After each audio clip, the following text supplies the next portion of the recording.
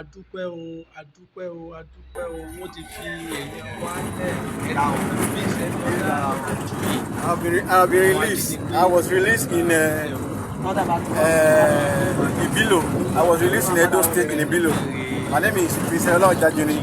After the national president, I was released in Ibilo this evening. sọ̀rọ̀ yìí wọ́n ti release ẹ o ẹ jẹ́ ká dúpẹ́ lọ́wọ́ bàbá wa Sunday Adéníyì Adéyẹmọ Igboho ṣá tẹ́ bá a sọ fún yín Igboho ṣá kì í ṣe ní àrífín o nígbà tó wọlé Èkìtì báyìí gbogbo àwọn ajínigbé yẹn wọ́n ń sáré kàbàkàbà ni ṣé ẹ ti rí abẹ́ ẹ ti rí Igboho ṣá wọlé báyìí ọwọ́ kan làwọn ajínigbé wọn sáré fi èèyàn wa yẹn lẹ̀ bó tilẹ̀ jẹ́ pé èèyàn wa yẹn tá à ń sọ yìí gan-an kò fara mọ́ àwa tá à ń pè fún Yorùbá nation àmọ́ àní wò tó ọmọ Yorùbá ni tó àwọn ò ní jẹ́ kí wọ́n pa ọmọ Yorùbá ni bàbá wa Sunday Adéníyì Adéyẹmọ dìde àti bàbá wa ìmẹ́rítọ̀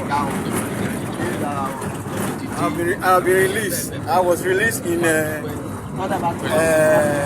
Ibilo. I was released in Edo State in Ibilo. My name is Prof. Oloye. After the national president, I was released in Ibilo this evening. kábàájó ṣe ti gbọ́ nǹkan tá ní kí á mú wá etí ìgbọ́ yín nìyẹn.